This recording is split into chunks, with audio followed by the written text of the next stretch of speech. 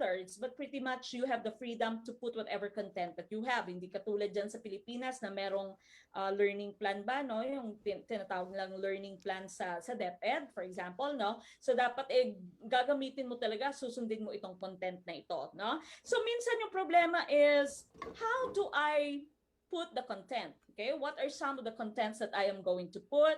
What are the things that I should include? How am I going to arrange the different subject matter materials that I have? Okay, so that would be your content. Now, to solve that problem, si Bilbao, Purita Bilbao, in 2009, my fellow Ilongga, has put forth these criteria on how to select your subject matter. Okay, so sabi ni Bilbao, for you to select your subject matter, the content of your subject, these are some of the things that you are going to use as the criteria. Okay, so first and foremost, sabi niya, you need to look at its feasibility. Anong ibig sabihin ng feasibility? When you say feasibility, would you be able to complete this within the time allowed? Are the resources available? Okay, you might want to teach your students about the dinosaur, about something that is out of the world, no? And you don't have any resources. Are your teachers ready for this? This is the reason why we are always having our inset. Meron kang laging in-service training, no? Especially sa summer. What will be the nature of your learners? So that's feasibility. Are you going to include this? Say, when I was teaching in Saudi Arabia, I would have to be very careful because, of course, haram sa kanila. No? If we have some Muslim brothers and sisters here, haram sa kanila. That means bawal sa kanila yung words na pork, yung pig, meat, even meat, no? Jesus, Christmas, it's bawal. Christians, okay, bawal sa kanila. And so whenever you make your material, whenever you make your for example, review guide mo or yung worksheets mo, you have to make sure that you don't have any of those words. Okay? So again, sabi ni Bilbao, first consideration is that it should be feasible. Kayang ituro ng teacher mo, kayang i-learn ng learners mo, no? Wag mo silang tuturuan, wag mong ilagay sa subject matter mo something that hindi paabot ng kanilang makakaya, no? So you don't teach geometry, for example, for someone who's just in grade 1.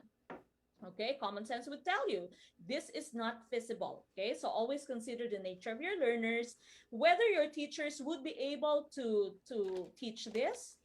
Will you have the different resources, and would you be able to finish this within the time allowed? Okay, so usually you should just be teaching the core. Dapat core lamang, no? The nitty-gritty of things. Wala yung maraming eklabo na kung anong samot-saring ingredients na hindi naman kailangan, hindi naman core, hindi naman necessary, hindi mo matatapos within the time allotted, hindi kaya ng learners mo, no? Hindi rin kayang ituro ng teachers mo. So that is feasibility. One very important factor according to Bilbao. Now, secondly here, if you are trying to choose the different things that you will be teaching your students, it should be something that they can utilize. It should be something that is going to be useful for them. We all have heard this from our students. Marahil when you were practice teaching, marahil kayo din, no? When your teacher was teaching you about the triangle, for example, Pythagorean theorem or whatever, na hindi nyo na nagigets kung anong meaning nito sa buhay nyo. Sinabi nyo siguro sa teacher nyo, why do we need to study this? I will not be able to use this in my real life, okay? I will not be able to use this every day. So why are you teaching this to us? Now remember, for learning to become meaningful, for learning to become permanent, it should be something that is meaningful, or it's something that should be useful to your learners, to your students. So upon choosing your subject matter, upon choosing your content, you have to make sure that these can all be utilized by your students, okay? Very important.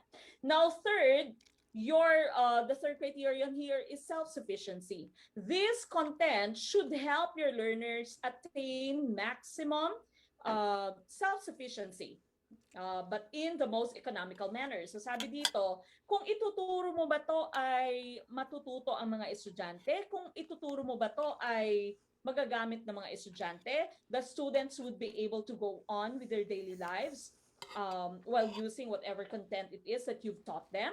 And would teaching this content be economical? That means using as less resources as you can. Okay? Hindi po pwedeng magarbo. Hindi po pwedeng i-include mo tong subject matter na to, content na to, pero maituturo mo lamang siya using an iPad. For example, wala namang iPad yung estudyante mo. Or using the internet. For example, wala naman lahat ng estudyante, hindi naman lahat may internet. Okay, so that's self-sufficiency. It should be able to help the students attain maximum self-sufficiency. And of course, it should be taught, you should be able to teach it in the most economical manner. Okay, napaka-importante na you have to teach this in the most economical manner, hindi yung sobrang gastos ng course na ito. Now, fourth, sabi ni Bilbao, would be significance. It should contribute to the basic ideas to achieve the overall aim of the curriculum. Okay, now remember your curriculum. These are all the learnings that your students would undergo.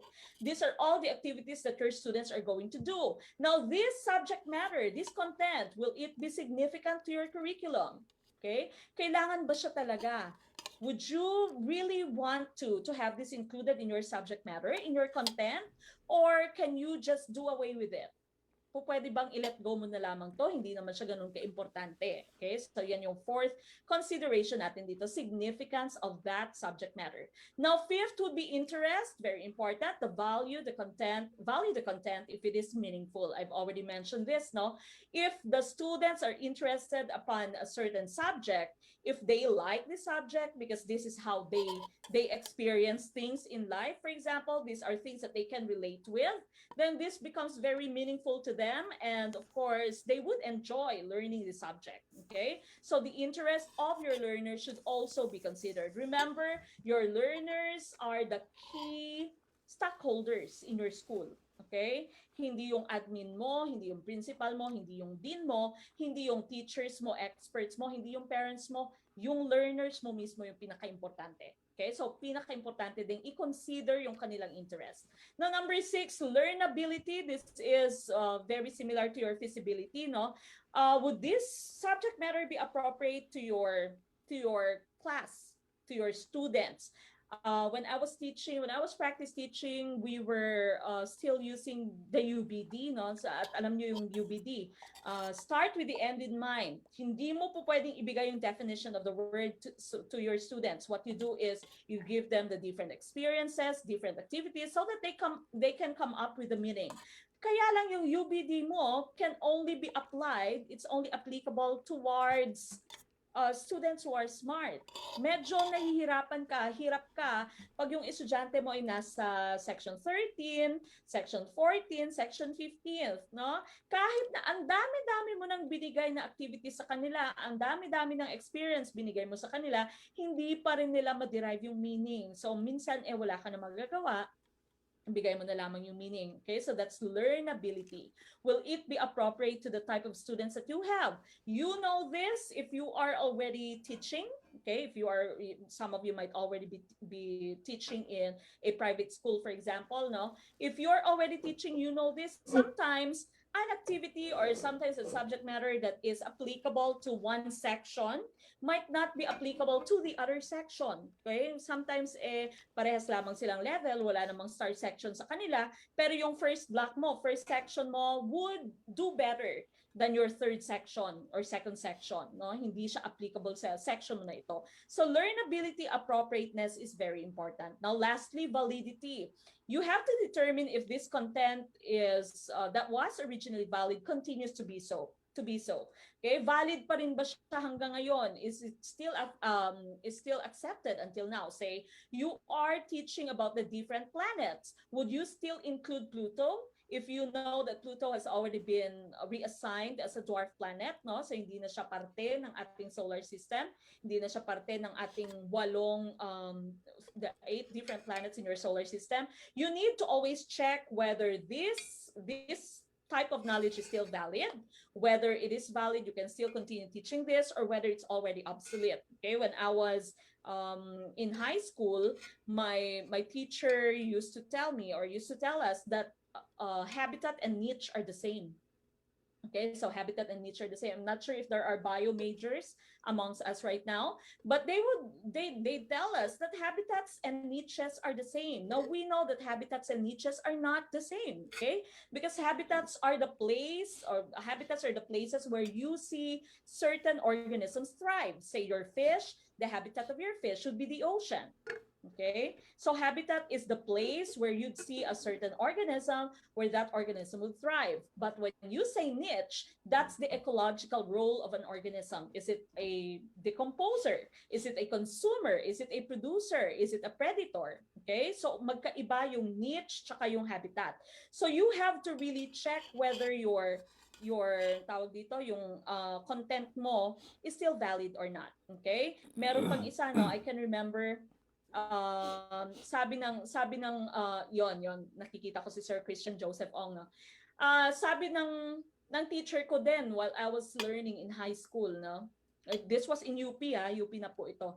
But they said, I'm not sure if you've also learned this when you were in your second year high school, no, wala pang K to 12 noon, when you were in your second year high school in biology, when you were talking about the cell cycle, and they said that the inner phase is the resting period of the cell. Okay, sabi ng teacher ko, during the interphase, the cell is resting. Okay, the cell is resting. That's the resting period of the cell. Now, we know that this is not true. Okay, your cell is not resting during the interphase. The cell is not dividing. Hindi lamang siya nagdi-divide. There's no division that's happening during the interphase, but the cell is still very busy. Okay, the cell is still very busy. It grows, it duplicates its organelles, it duplicates its DNA during synthesis. Tama yan, Sir Christian, no? Sabi ni Sir Christian dito. Oh, eto, merong comment si Ma'am Camille de la Cruz. Sabi po ng teacher ko ng grade 6, Mercury daw po yung hottest planet. Pero nung high school po ako, Venus po pala. Yes. So, napaka-importante that we'd always check the validity. Maaring tama na Mercury yung hottest planet nung grade 6 ka. Pero dahil nga sa nangyayaring global warming, no, yung climate change na nangyayari sa Venus, ngayon siya na yung hottest planet. Okay? So, as teachers, it is very important that we take accountability. Okay, so we are not perfect. We can never be perfect. No one is. I'd always say that whenever I'll have my classes with my American students here. No, I'm teaching biology 1, biology 2. Whenever you make mistakes, or sometimes when I'm having my online class, no, yung review with sa Gurong Pinoy, we have our live streams on YouTube and Facebook too. Whenever I teach something and I make a mistake, because no one is perfect and we are not free from making mistakes as teachers, no? Kahit na sinong expert, minsan nga pag expert mas marami pang mali dahil mas maraming iniisip, no? And so what we do is always accept the fact that you can make mistakes. Yung pinaka-importante lamang ay balikan mo yung mistake mo. Okay, if there is something that you have taught and you've realized that it is wrong, go back to that, okay? Or tell them the following day, oh, I'm so sorry, we've made a mistake yesterday. It is not actually true that during the interphase, your cell is resting, okay? I'm now here to correct myself, no? So just be humble enough. Just accept the fact that we can never be perfect, okay? We are not perfect. And you have to really make your students realize at the beginning pa lang ng klase, sabihin nyo, I'm not perfect, okay? Sometimes if you are, say, hindi man sa subject matter, no? If you are doing some makeup work and I miss to check it, then send me an email, okay? Because I don't see everything. And kahit sa mga anak nyo, no, maaaring iba sa inyo, may mga anak na, no? When you are teaching your students and your kids then, ganun din yung ituro nyo. No one is perfect. It's okay to make mistakes, okay? It's okay to make mistakes. In my case, yung baby ko, yung 4 years old ko, no, I'd usually tell her it's okay. If she spills something on the table, it's okay. The most important thing is that you've learned, okay? Don't do it again later or next time because you have already learned. It's okay to make mistakes, okay? Always make them realize, your students and your kids, that it is okay to make mistakes, okay? So yung yung accountability lang natin as students is we have to always make sure that whatever it is that we're teaching is correct, it's valid. If we make mistakes, go back to them, tell them the following day, I'm sorry, I've made a mistake about this yesterday or on this yesterday. This is the correct answer. Okay, so this right here is how you select the different subject matter. Again, according to Bilbao, no, very important. It should be learnable to your student. It should be within their interest. It should be feasible. Okay, your teachers can teach it. It should be valid. It still holds true. It still is considered correct until now. It's significant. Okay, it should be able to help your students become self-sufficient. You should be able to teach it in the most economical way. Okay, so these are some subject matter selection criteria based on Bilbao's proposal. No, this was in 2009. Now, going to our next slide here, we have your sample question number 5, if you're ready. What refers to the appropriateness of the content in the light of the students who are to experience the curriculum? Appropriateness of the content. Is it letter A, significance, letter B, interest, letter C, validity, or letter D, learnability? Please put your answer in the chat box.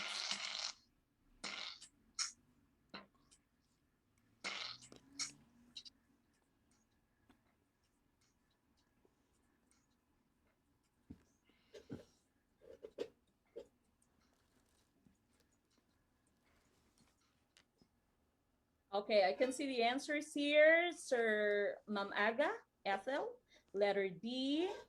Ma'am Julie Ann Marie Atendido, letter D. Sir John Ernest Adriano, letter D. Here on Facebook, we have Ma'am Maureen Jane Manarang, letter D. Ma'am Myla Tyson, also letter D. Myla Tyson Makale. Okay, letter D, karamihang sagot. Again, going back to the question, this is the appropriateness of the content in the light of the students who are to experience the curriculum. Hint word nyo, of course, would be appropriateness. Correct answer would be learnability. Okay, learnability po would be the correct choice. Very good, very good.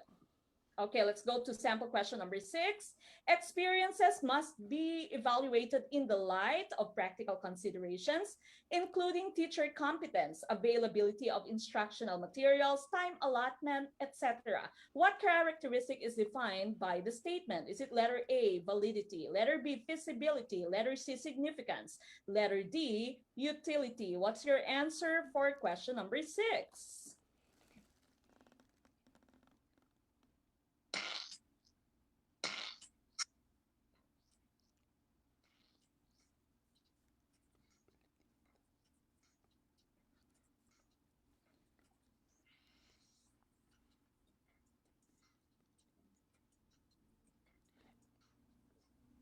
Okay, let's take a look at your answer. For number 6, we have letter B, St. Falco, Jerema. Ma'am Paulette Evangelista, letter B. Ma'am Mary Joyce Valenzuela, letter B. Ma'am Romeline May Teodoro, letter B. Dito sa ating Facebook, Angelica, Ma'am Angelica Anika Serio Leonen, letter B. Okay, Ma'am Pearl Ivy Cabiladas, letter B. Karamihan ay letter B din ang sagot. And of course, the correct answer here would be letter B. That's feasibility, okay? Practical consideration, teacher competence, availability of your resources, time allotment, okay? Those are all part of feasibility. So letter B is the correct choice for sample question number 6. Okay, now we go to the next component, the next element of your curriculum. We're done with your objectives, okay? Goals, your objectives. We're also done with your selection of your content, your subject matter. And now we have your experiences, okay? So these are the different experiences that you are going to give to your students. How will you be able to teach the different content that you have? Now you've already selected your subject matter. How are you going to transfer the learning of your students? How are you going to transfer this knowledge to your students? Or it might be the skills, okay?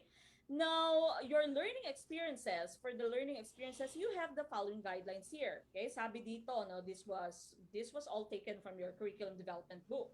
Number one, sabi, teaching methods are means used to translate the objectives into action. So whenever you use any teaching method that you have, these are means. That means these are the different ways, these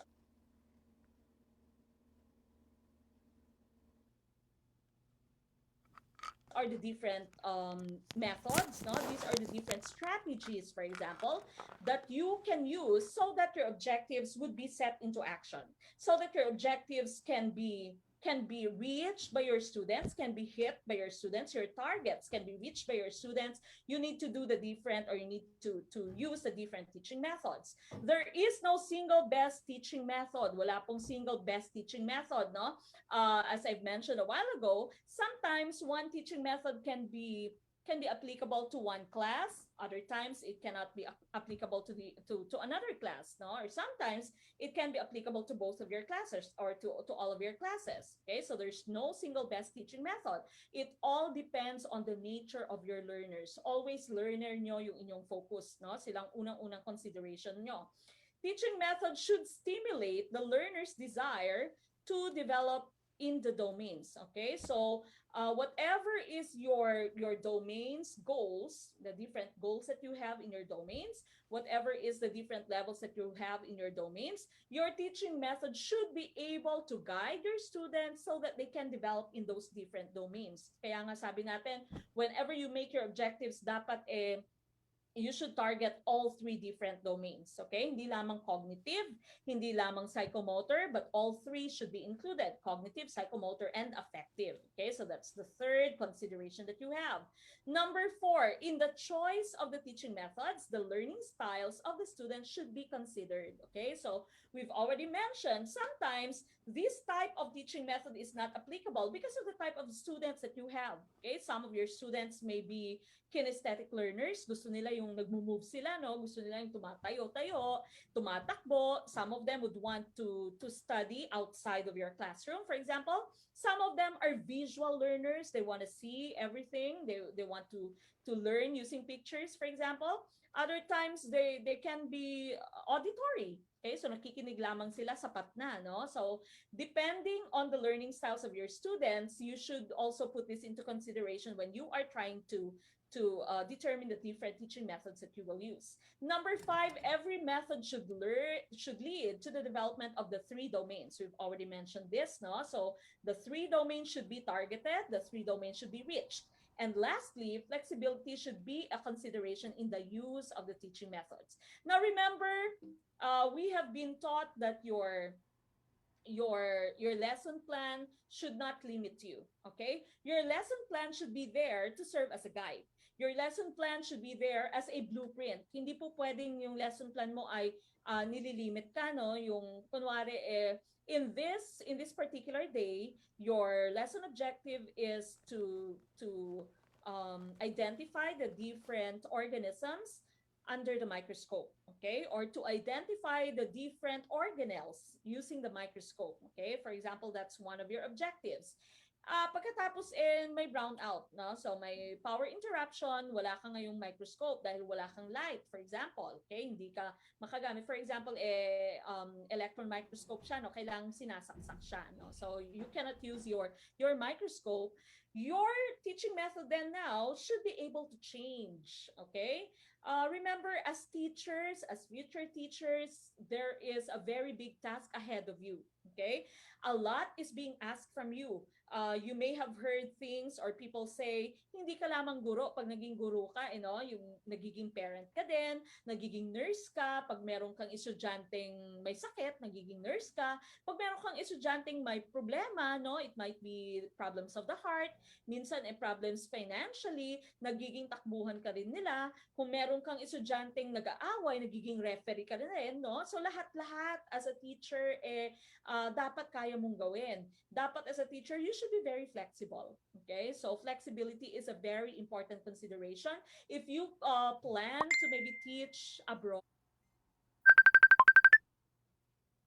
in the future, it's a very good edge. It's a very important edge to become or to be flexible. Okay? Napaka magandang edge po yung maging flexible. So dapat pag there will be any changes or napunta ka sa isang bansa na iba sa kinalakan mo, dapat you should be able to adapt. Okay? You should be able to adapt, to change, okay, to modify whatever teaching methods you were using.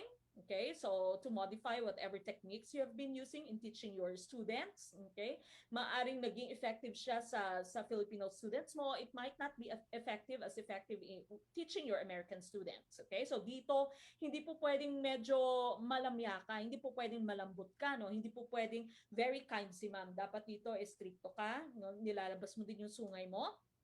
Dahil your American students are going to put you inside their pockets if they know that they can easily manipulate you, no? So hindi po pwede. Dapat nakataas na kaagad yung isang kilay mo pagpasok pa lang nila sa kwarto, no?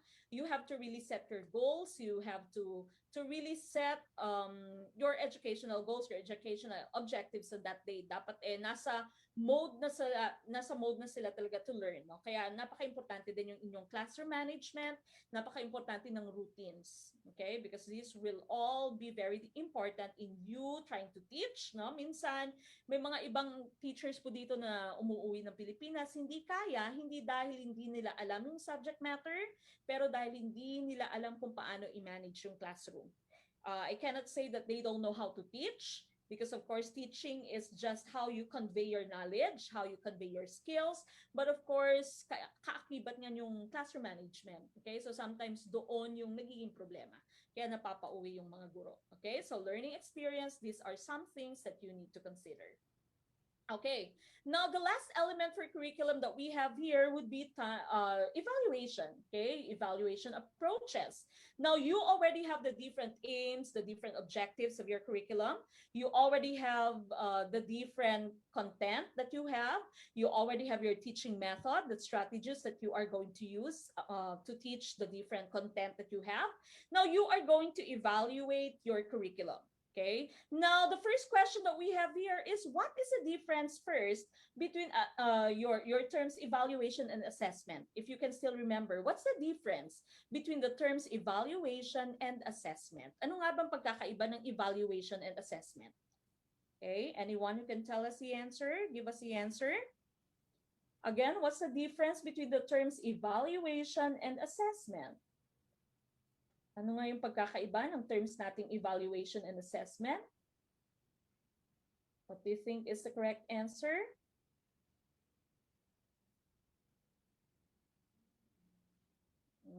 Any idea, people? What is the difference between evaluation and assessment?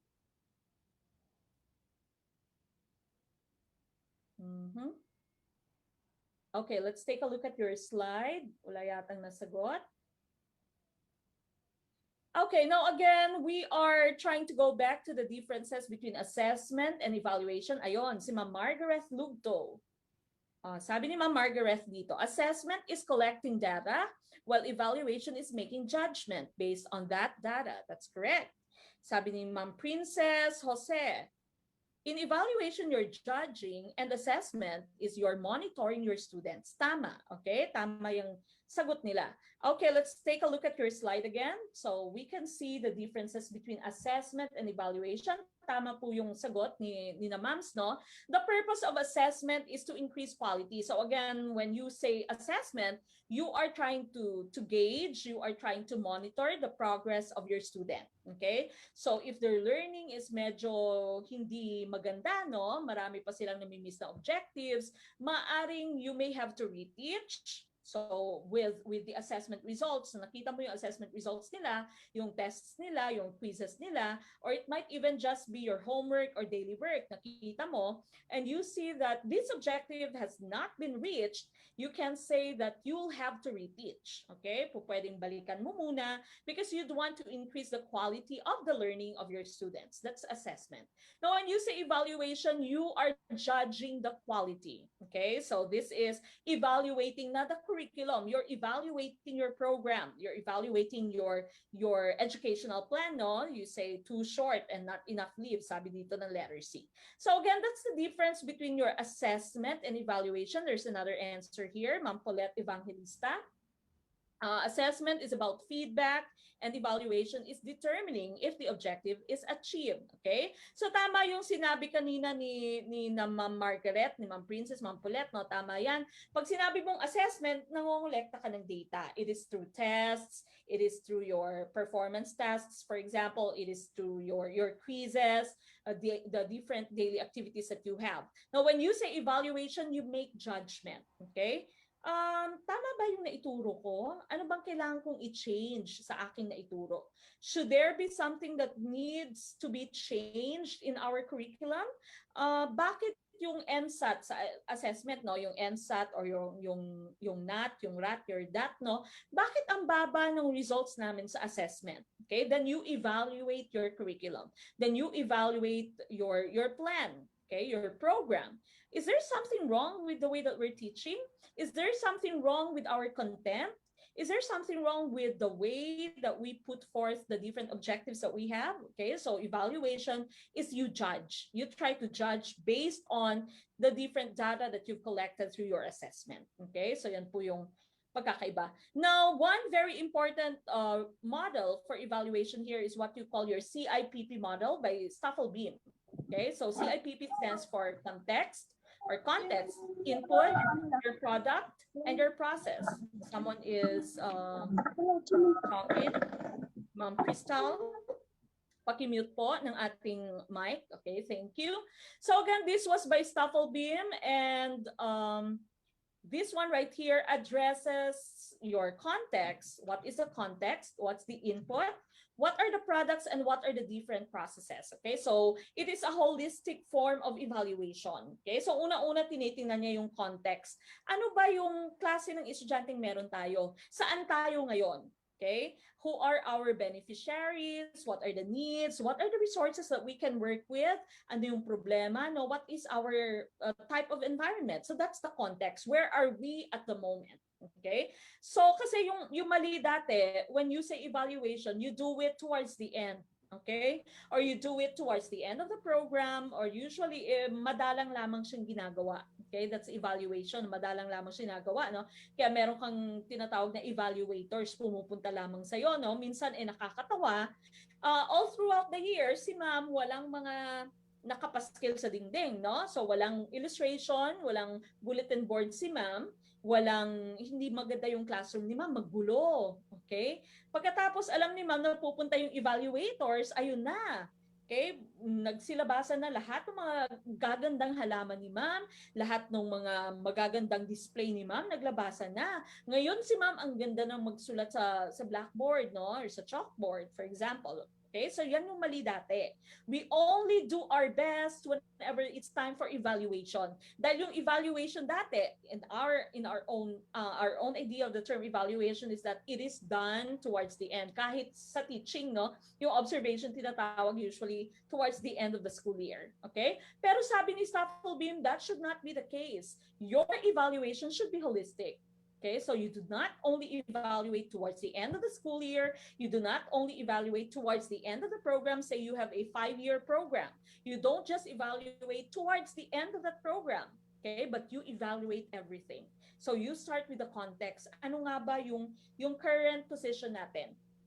Okay, current position natin, ano yung mga kailangan natin, ano yung kulang na resources, ano yung mga problema kinakaharap natin. Okay, so that's your context evaluation. Now, input. Sino-sino yung mga magpo-provide ng mga kailangang gamitin, no? Yung mga lessons, for example, ano yung mga ibibigay na strategies ng ating mga teachers, ano gagamitin nila? Magkano yung budget na gagamitin natin, no? Magkano yung budget na galing sa bulso, for example, or galing sa state, it's a state college or state university. What are some researches or what are some products of our researches? Ano yung mga results ng researches na pwede nating gamitin? Okay, so these are all the input. Now, your product and your process are both output. Output na itong dalawang to, yung nasa baba mo. These are all or both output. Yung product mo, of course, this is the action or this is the outcome that you have. Produkto. How effective was the program? Okay, you are going to check the effectiveness of your program. Is it sustainable? Can we sustain this? Can we continue doing this program? Or maaari bang wala na tayong budget sa susunod na taon, no? Are there some ways that we can adjust, or do we have to modify a few things? That's your product evaluation. Your process evaluation, on the other hand, is taking action. Okay, so you try to implement, you monitor, you feedback, you develop everything that you have. Now, it is very important that you do evaluation, no? May feedback dapat every time. It might not be something that's big. It might not be something about the curriculum of your school. It can even be about a certain activity. When I was in Ateneo, when I was teaching in Ateneo, I've never had any experience teaching in a public school. No? So Ateneo lamang ako. Pumunta ako ng Saudi Arabia, bumalik ako ng Ateneo, and then I went to the US. Okay? Now, when I was in Ateneo, every time that we have some activities, maraming activities, no? Yung minsan mga yung mga religion-based na activities, meron din namang yung mga co-curricular activities. Every time na merong activities, right after that, we have our evaluation. Okay? Palagi may evaluation. What were some of the good things that happened? And what are some of the things that need improvement? Okay? This is very important as an institution, because as an institution, you shouldn't be able to stop growing. Okay? Dapat you continue growing. You should not become stagnant. You should not stop learning. Okay? And one way for you to learn is to introspect. You have to look at yourself. You have to always go back to the different activities that you have, and try to check kung ano yung mali, okay, at kung ano yung tama. Okay, so these were some of the things that were very good.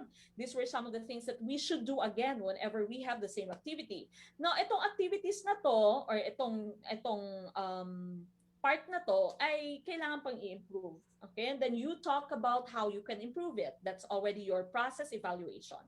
How would you develop it? How would you implement? Anong gagawin natin next time, no? Kung hindi maganda yung dismissal ng estudyante, no, magulo, lahat nagkumpol-kumpol, what should we do next time? Maybe unahin muna yung nasa third floor, tapos pababain yung nasa second floor, etc. Okay? It's very important that you always evaluate your curriculum, in this case, your curriculum, or you should evaluate your activity, any activity, because that is one major reason, one major way so that you can improve. Okay, improvement is through evaluation, through feedback, through proper monitoring. Okay, so the CIPP evaluation model by Staffelbeam.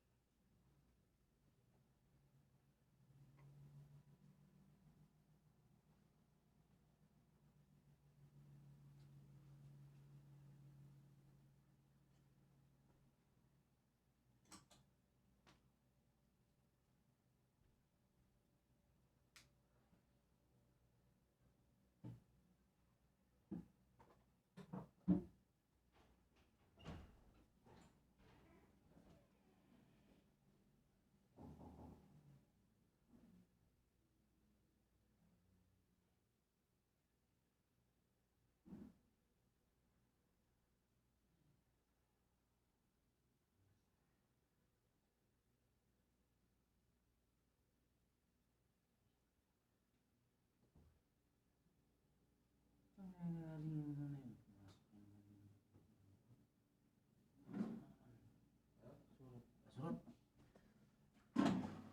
Ando. Hah? Bakit?